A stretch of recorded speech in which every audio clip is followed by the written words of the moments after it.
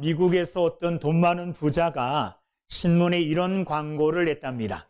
누구든지 자기 삶에 대해서 진정으로 만족한다면, 그리고 진정으로 만족하다는 그 사실을 나에게 입증해 줄 수 있다면 내가 100만 달러를 주겠습니다. 100만 달러면 지금 우리나라 돈으로 한 13억 정도. 굉장히 많죠. 그러니까 자기 스스로 나는 만족한 사람이다, 이것을 증명할 수 있으면 내가 13억을 주겠다는 거예요. 자, 이 광고를 보고 수많은 사람들이 정해진 날짜, 정해진 장소에 찾아왔습니다. 모여들었습니다. 그리고 모두가 한 목소리로 나는 행복합니다, 나는 만족합니다, 이렇게 자기의 만족함을 피력했습니다. 그러면서 만족함의 이유를 나는 너무너무 좋은 직장을 가졌기 때문에 직장 생활에서 참 만족합니다. 그리고 돈도 만족할 만큼 법니다. 이렇게 자기가 만족한 삶을 산다고 자기 자신을 증명했어요. 또 한 사람은 또 나는 우리 가족들이 너무나 화목합니다. 항상 우리 집에서는 웃음이 끊이지 아니하고 우리 집에는 항상 사랑이 차고 넘치는 것 같습니다. 그러므로 나는 참 만족합니다. 이렇게 자신의 만족함을 각각 자기 나름대로 설명을 했습니다. 자, 그런데 자기의 만족함을 막 증명하던 이런 사람도 이 부자의 한 가지 질문에 대답을 못했습니다. 이 질문에 대답을 못함으로 아무도 돈을 못 타갔어요. 무슨 질문을 했느냐 하면, 아니, 그렇다면 당신이 그렇게 만족하다면 왜 100만 달러가 필요합니까? 이렇게 질문을 한 거예요. 무슨 말이냐 하면 만족하다는 것은 부족함이 없다는 거죠. 그죠? 근데 여기 찾아온 사람들은 지금 100만 달러가 필요해서 온 거예요. 그렇기 때문에 부자의 이 질문에 아무도 답변을 못했어요. 그래서 이 돈을 아무도 찾아가지 못했다 그럽니다.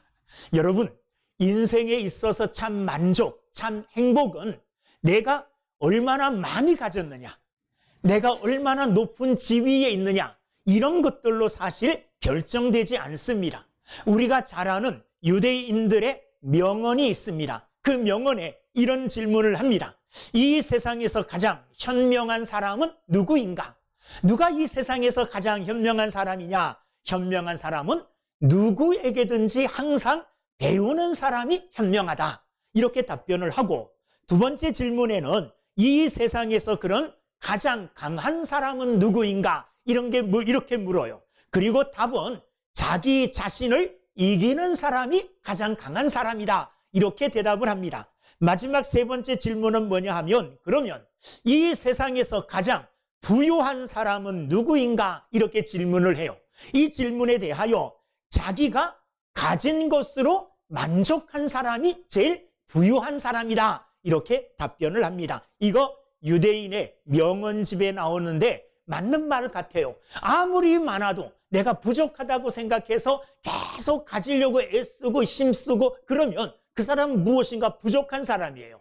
근데 세상 사람들이 바라볼 때 내가 가진 것이 정말 그 사람이 생각하기에 만족할 만큼 적게 가졌어요.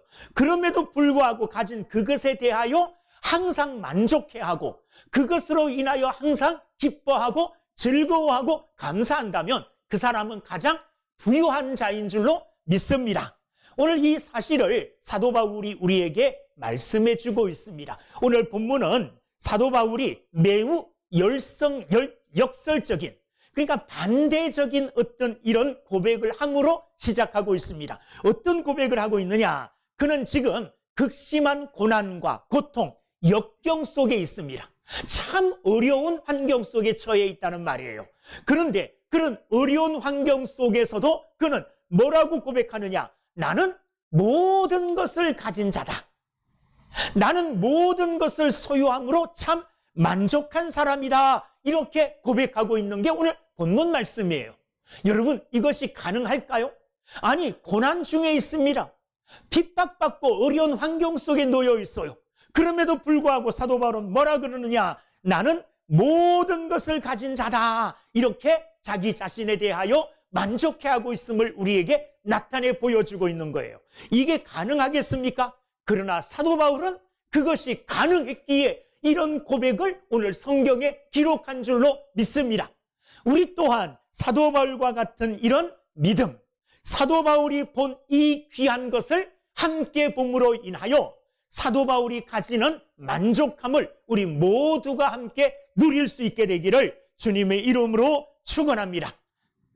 사도 바울은 오늘 본문 4절과 5절 말씀에 보면 많은 시련 속에 살았다 이렇게 고백하고 있습니다. 자, 4절 5절을 읽어보면 오직 모든 일에 하나님의 일꾼으로 자천하여 많이 견디는 것과 환난과 궁핍과 고난과 매맞음과 갇힘과 난동과 수고로움과 자지 못함과 먹지 못함 가운데서도 그렇게 말해요. 그러니까 하나님의 일꾼으로 스스로 자기를 추천하여 하나님의 일꾼이 되었는데, 하나님의 일꾼이 되어 받은 것이 뭐냐? 환난, 궁핍, 고난, 매맞음, 갇힘, 난동, 수고로움, 자지 못함, 먹지 못함, 이런 가운데 처해 있었다는 말입니다. 자, 이런 많은 고난, 환난들, 이것을 사도 바울이 당했다 그랬는데 그가 왜 이런 고난을 당했을까요? 이런 환난과 고난을 당할 만큼 그가 비리적인 삶을 산 게 아닙니다. 불의한 삶을 산 게 아닙니다. 윤리적으로 도덕적으로 사람들에게 무엇인가 잘못하여 이런 비난과 고난을 받은 것이 절대 아닙니다. 우리가 잘 알듯이 디모데후서 3장 12절 말씀에 보면 무릇 그리스도 예수 안에서 경건하게 살고자 하는 자는 박해를 받으리라. 그리스도 예수 안에 있는 자로, 예수 믿는 자로 경건하게 살려고 하면 뭘 받는다고요? 박해를 받는다, 그렇게 말합니다. 사도 바울은 하나님 앞에서 경건하게 살려고 했기 때문에, 하나님의 거룩한 일을 믿음으로 행하려고 했기 때문에 이렇게 많은 사람들에게 핍박과 박해를 받은 것입니다. 자기 잘못으로 고난을 당한 것이 절대 아닙니다. 경건하게 살고자 하는, 의롭게 살고자 하는 그 믿음이 그에게 고난을 가져다 준 것입니다. 자, 왜 이런 일들이 일어날까요? 왜 사람들은 의롭게 살고 거룩하게 살고 바르게 살려고 하는 자들에게 고난을 주고 그들을 핍박할까요? 왜 그렇겠습니까? 사람의 부패성의 그 원인이 있습니다. 사람들은 모두가 죄악으로 말미암아 부패되어 있습니다. 그래서 선은 악을 향하여, 악은 언제나 선을 향하여 질투하고, 언제나 악은 선을 향하여 억압하고 박해하는 것이 당연한, 어떻게 보면 영적 진리일 수도 있어요. 영적 원리일 수도 있어요. 악은 가만히 있지 못합니다. 선한 사람이 선한 일을 행하는 것을 두고 보지 못해요. 그것을 어떻게 해요? 핍박하고 그것을 못 살게 구는 이런 성질이 있다는 겁니다. 모든 사람들은 마음이 부패하여 이런 악한 마음을 가지고 있어요. 심지어 예수 믿는 사람들도 그렇습니다. 한 아주 비슷한 약한 예를 들면 이렇습니다. 여러분 주일날 이제 교회 와야 되잖아요. 그죠? 11시 예배죠. 근데 11시 10분쯤에 왔어요. 미안하죠? 그래서 눈치 보면서 재빨리 의자에 앉아요. 그래서 죄책감을 가지고, 내가 늦게 왔구나. 예배 드리는데 이 사람들에게 내가 방해를 했구나. 다음부터는 좀 일찍 와야 되겠다. 이렇게 생각하고 결심했는데 뒤에서 문이 싹 열리는 거예요.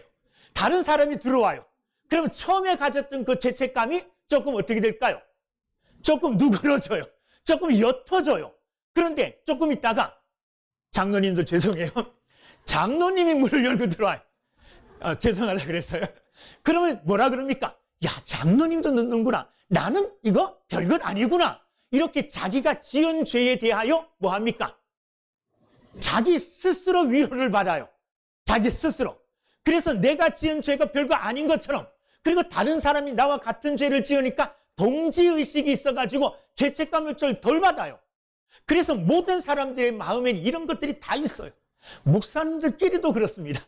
목사님들끼리도 뭐 서로가 이 잘못된 길에 이렇게 들어서 혼자면 외롭고 혼자면 죄책감을 많이 느끼는데, 많은 사람이 그 일을 같이 하면 거기서 또 위로를 받아요.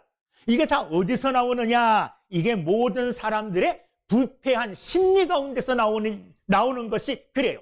악은 언제나 어디에서나 선을 못마땅하게 여겨요. 여러분, 악한 사람들이 선한 사람이 선한 일을 행하는 거 못 봅니다.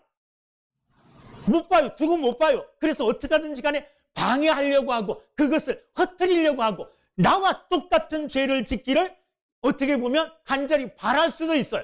그래서 그들을 막 미혹하고 유혹하고 넘어뜨려서 같은 죄악의 자리에 서기를 바라는 이런 악한 마음을 가지고 있다는 겁니다. 그런데 핍박을 받으면 의를 행하고 선을 행하고자 경건하게 살고자 하는데 핍박이 찾아오잖아요. 그럼 어떻게 생각해야 되느냐? 아, 내가 거룩하게 살고 의롭게 살려고 했는데 핍박이 찾아오는구나. 나 의롭게 거룩하게 안 살아야 되겠다가 아니라 그런 핍박이 찾아오면 우리는 어떻게 해야 되느냐? 도리어 기뻐해야 돼요. 성경이 말하는 바가 그겁니다. 마태복음 5장 11절부터 12절에 보면 나로 말미암아 너희를 욕하고 박해하고 거짓으로 너희를 거슬러 모든 악한 말을 할 때에는 너희에게 뭐가 있어요? 복이 있나니 기뻐하고 즐거워하라. 하늘에서 너희의 상이 큼이라. 너희 전에 있던 선지자들도 이같이 박해하였느니라. 예수 믿는 것 때문에 의롭게 살고 경건하게 살고자 할 때 핍박이 찾아오고 박해가 찾아오면 복이 있다 그랬어요.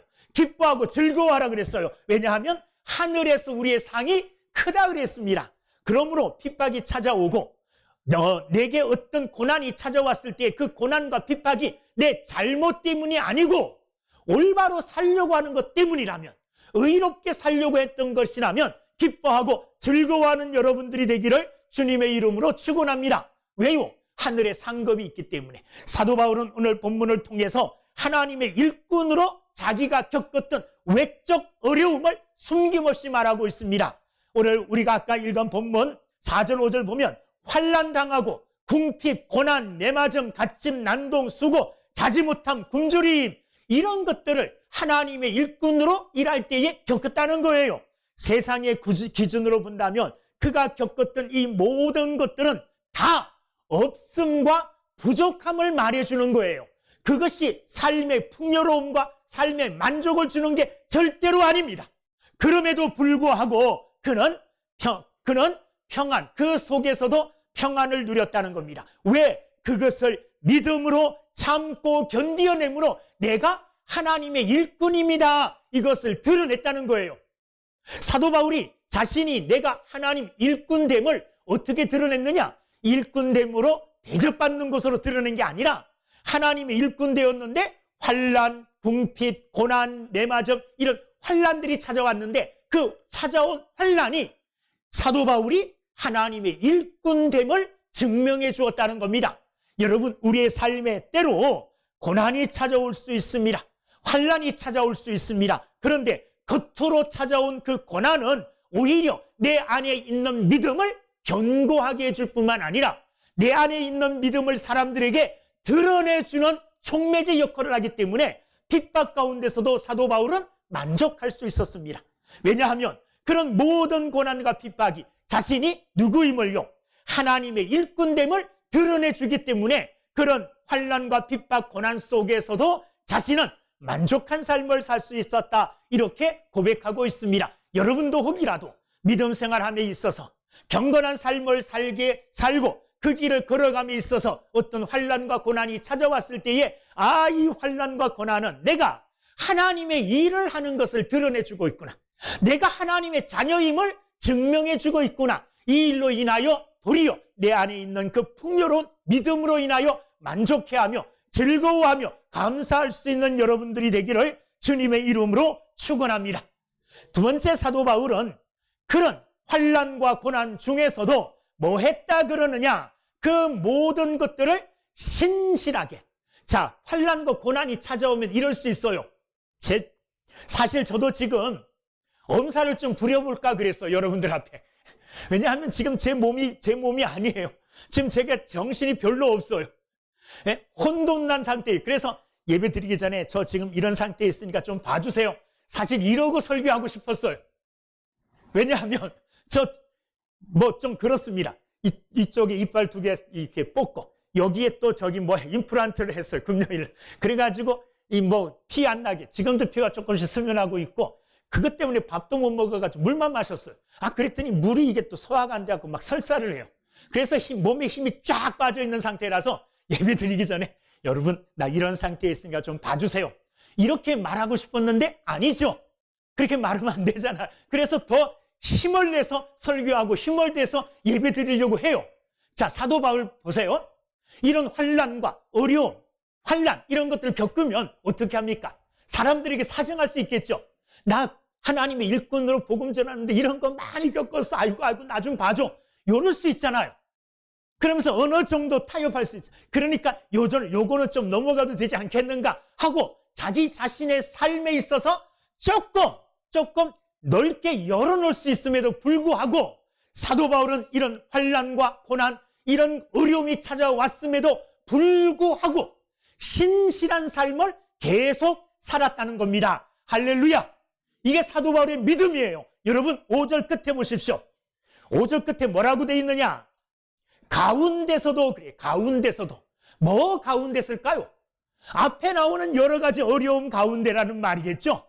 그죠? 궁핍과 고난, 매맞음, 갇힘, 난동, 수고로움, 자지 못함, 먹지 못함, 그 가운데서도, 그 환난과 어려움, 핍박 가운데서도 어떻게 했다는 거예요? 타협하지 않았다는 거예요. 그가 걸어가야 될 신실한 길을 타협하지 않고 꿋꿋하게 계속 걸어갔다는 겁니다. 6절 보세요. 그런 가운데서도 어떤 삶을 살았대요? 깨끗함과 지식과 오래 참음과 자비함과 성령의 감화와 거짓이 없는 사랑과 진리의 말씀과 하나님의 능력으로 의의 무기를 좌우에 가지고. 여러분 어떻습니까? 때로 우리는 고난 당하고 좀 어려움 당하면 사람들에게 이렇게 말하기 쉬워요. 좀 봐주세요. 내가 이런 어려움과 고난 당하고 있기 때문에 조금만 봐주시고 이 모든 것들이 다 지나가면 다시 바르게 살게요. 다시 바르게 주일도 성수하고 봉사도 하고 그렇게 살게요. 이렇게 하기 쉽잖아요. 그렇죠? 자, 그런데 사도 바울은 어떻습니까?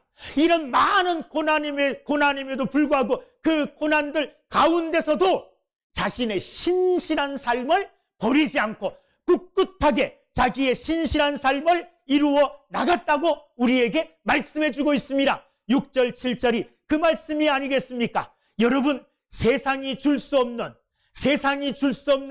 이 마음의 평안, 이 내면의 기쁨, 내면의 풍요로움을 사도 바울은 늘 가지고 살아갔다는 겁니다. 시련 속에서도 흔들리지 아니하고 시련 속에서도 좌초하지 아니하고 넘어지지 않고 여전히 신실한 삶을 힘있게 살아갔다고 사도 바울은 우리에게 고백하고 있습니다.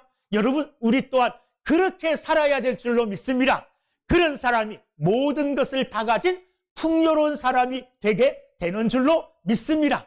세상이 보지 못하는, 저 사람 예수 믿는 것 때문에 고난당하고 있는데, 저 사람 예수 믿는 것 때문에 지금 핍박당하고 어려움 가운데 있는 것 같은데, 그런데 그 사람은 그 어려움을 극복하고 도리어 더 신실한 삶을 살아가요. 오늘 사도 바울처럼 깨끗한 삶을 살고 하나님에 대한 바른 지식과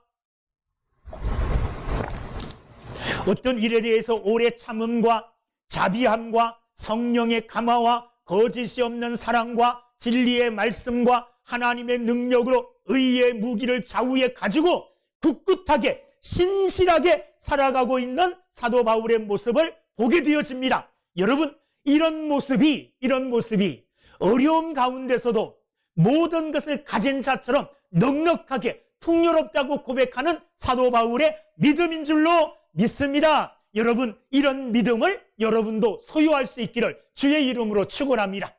세상이 빼앗아갈 수 없는 기쁨입니다. 우리 안에 이런 기쁨, 이런 즐거움은 세상이 그 어떤 세력도 빼앗아갈 수 없는 하나님이 내게만 주신 내적 은혜인 줄로 믿습니다. 이런 내적 은혜에 충실한 사람, 충만한 사람은 어떤 환경 속에서도 환경을 탓하지 않습니다. 내가 이것 때문에 이래 이렇게 핑계대지 아니해요. 그리고 내 믿음을 온전하게 어려움 가운데서도 사도 바울처럼 굳굳하게 빛된 삶을 살아가게 될 줄로 믿습니다. 이런 믿음의 삶을 사는 우리 모두가 되기를 주님의 이름으로 축원합니다. 마지막으로 살펴볼 것은 사도 바울은 세상 사람들이 보지 못하는 것을 보고 있어요. 하나님의 시선으로 자기 삶을 보고 있는 겁니다. 자, 사도 바울에 대하여 세상은 이렇게 말합니다. 본문 8절. 자, 8절 뒤에 보면 우리는 속이는 자 같으나 세상 사람들은 사도 바울과 그의 무리들을 세상을 속이는 사람으로 보고 있어요. 그리고 9절에 보면 세상 사람들은 사도 바울과 그의 무리들을 무명한 자, 이름 없는 보잘것없는 자로 여기고 있어요. 세상 사람들은 사도 바울과 그의 무리들을 죽은 자 같이 보고 있습니다. 그죠? 그리고 세상 사람들은 사도 바울과 그의 무리들, 함께 복음 사역을 하는 사람들을 징계를 받는 자 같이 보고 있어요. 그리고 세상 사람들은 사도 바울과 그와 함께 복음을 전하는 사람들을 10절 근심하는 자라고 보고 있어요. 그렇죠? 그리고 세상 사람들은 사도 바울과 복음 증거하는 그들을 가난한 자 같이 보고 있어요. 가난한 자 같이. 그리고 세상 사람들은 사도 바울과 그의 무리들을 10절 끝에 아무것도 없는 자라고 보고 있어요. 가진 것 아무것도 없는 자라고 세상 사람들은 보고 있는 겁니다.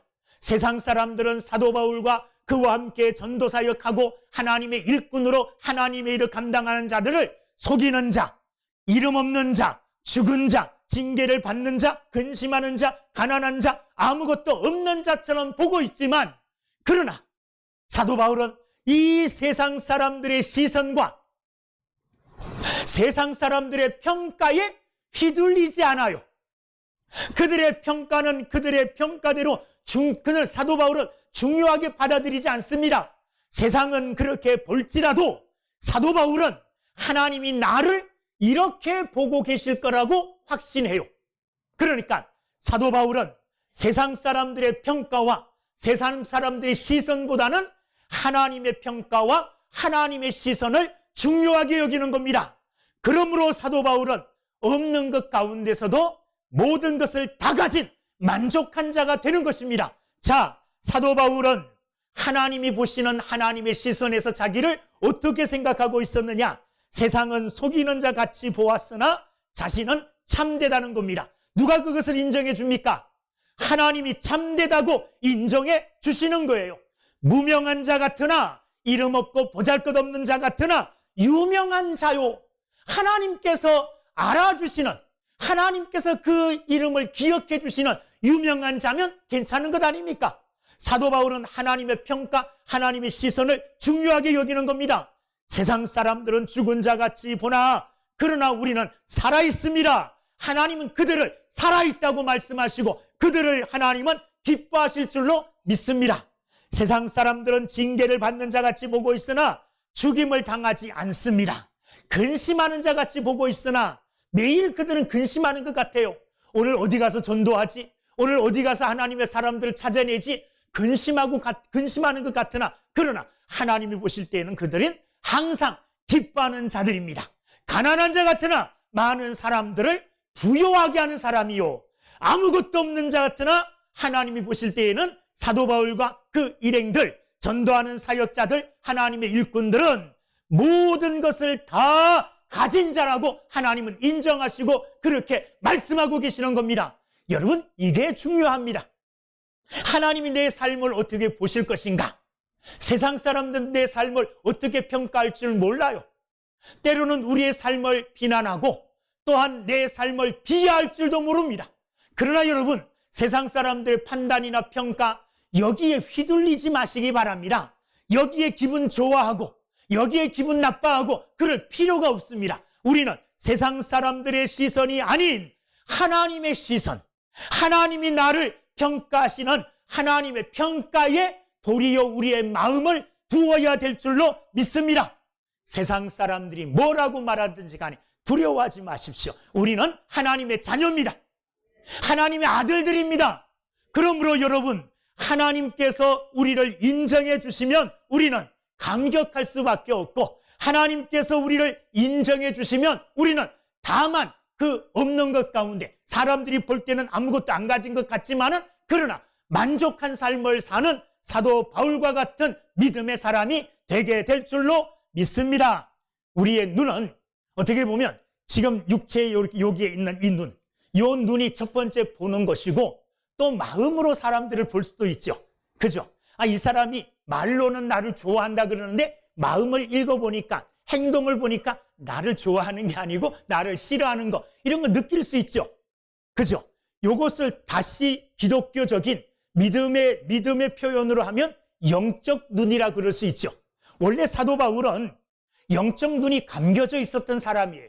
육의 눈만 가지고 있었던 사람입니다. 그래서 그 육의 눈으로 하나님의 율법을 지키고 하나님에 대하여 열심히 하는 것이 예수 믿는 사람들을 잡아 죽이는 것이고 그들을 감옥에 가두는 것이 하나님의 일을 열심히 하는 거라고 생각했어요. 육신의 눈으로만 바라보고 육신의 눈으로만 생각한 겁니다. 그런데 이 사도 바울이, 육신의 눈만 가졌던 이 사도 바울이 다메섹으로 예수 믿는 사람들을 붙잡으러 가려다가 예수님을 만났어요. 하늘로부터 빛이 내려쬐는데 그 빛에 의하여 눈이 멀어져 버렸습니다. 사흘 동안 아무것도 볼 수 없었어요. 그러다가 아나니아라고 하는 사람의 안수를 받고 그의 눈은 벗겨지고 다시 새로운 눈을 뜨게 되었어요. 그때부터 이 사도 바울은 그 전에 육적인 눈으로는 볼 수 없었던 것을 보게 되어집니다. 그래서 이 세상에서 가장 가치 있고 이 세상에서 가장 중요한 것은 예수 그리스도다. 예수 그리스도보다 더 귀한 것은 세상에 아무것도 없다. 이렇게 그는 고백하게 되어지므로 예수를 위해서라면 뭐든지 다 할 수 있는 믿음의 사람이 된 겁니다. 그래서 이 영안의 눈으로, 새로 뜨여진 영안의 눈으로 세상을 봤더니 그 전에 내가 육의 눈으로 최고의 가치로 여겼던 것들, 이 모든 것들이 영의 눈으로 보았더니 뭐로 보였어요? 쓰레기, 오물처럼 보였어요. 똥오줌처럼 보였어요. 그래서 그것을 예수 그리스도를 위하여 내가 다 내버린다라고 사도 바울은 말씀을 하고 계십니다. 오늘 본문 말씀, 사도 바울은 사람들의 평가, 사람들이 말하는 것에 신경 쓰지 않습니다. 하나님이 보는 것. 말씀 다시 읽어보면 속이는 자 같으나 나는 참되다. 무명한 자 같으나 나는 유명한 자다. 죽은 자 같으나 보라 우리는 살아있는 자다. 징계를 받는 자 같으나 죽임을 당하지 아니한다. 근심하는 자 같으나 항상 기뻐한다. 가난한 자 같으나 많은 사람을 부유하게 한다. 아무것도 없는 자 같으나 나는 모든 것을 가진 자로다. 이렇게 하나님 앞에 자신의 영으로 보는 눈, 영적인 눈으로 보는 것, 하나님의 시선으로 보는 것으로 인하여 감격해하면서 이 노래를 부르고 있어요. 감격해하면서 이 말씀을 외치고 있는 겁니다. 이 감격을 소유한 사람은 어떤 상황 속에서도 하나님으로 인하여 기뻐하며 감사할 수 있습니다. 여러분, 예수님을 만난 이 감격 때문에 스데반 집사님은 돌에 맞아 죽으면서도 그 얼굴이 뭐와 같았습니까? 천사 같았다 그랬어요. 돌에 맞으면 얼마나 아프겠습니까? 하나 아니요 돌이 날아들어서 여기저기 깨지고 피가 흘러요. 몸은 엉망진창이 됩니다. 그럼에도 불구하고 그 얼굴이 천사의 얼굴처럼 빛났다는 것은 사도 바울이 가졌던 이 감격을 스데반도 가졌다는 겁니다. 삭개오 또한 이 감격을 가졌습니다. 삭개오는 예수님을 만나보기를 원했어요. 그러나 그는 기껏 한다는 일이 뽕나무 위에 올라가서 지나가는 예수님을 볼 수밖에 없는 이것만 할 수 있었어요. 그러나 예수님은 삭개오가 기대하는 것보다 더 삭개오를 사랑하시고 기억하셨습니다. 오늘 밤에 내가 내 집에 유하여야 되겠다. 예수님을 집으로 초청합니다. 예수님을 삭개오가 만납니다. 예수님을 만난 감격이 삭개오가 사랑했던 재물을 팔아서 가난한 자들을 나누어 주게 하는, 이거 기꺼이 기쁨으로 그 일을 하게 했다는 겁니다. 그게 뭡니까? 주님을 만난 감격 속에서 이루어지는 겁니다. 베다니의 마리아도 마찬가지입니다. 그도 예수님을 만난 감격 때문에 그가 소중히 지켜왔던 옥합을 깨뜨려 예수님의 머리 위에 불 수가 있었던 겁니다. 왜요? 예수님을 만난 그 감격이 그를 사로잡았기 때문에 그렇습니다. 오늘 우리 또한 마찬가지입니다. 우리의 삶을 지켜볼 때에, 우리의 삶을 살펴볼 때에 세상 사람들의 시선으로, 육의 눈으로, 사람의 눈으로만 보지 말고 하늘에 우리의 시선을 고정시켜 우리도 세상의 기준이 아닌 하나님이 주시는 하나님의 기준으로 설명할 수 없는 신비한 것으로 모든 것을 가진 자처럼 사도 바울처럼 만족한 믿음의 삶을 사는 우리 모두가 되기를 주님의 이름으로 축원합니다. 기도하겠습니다.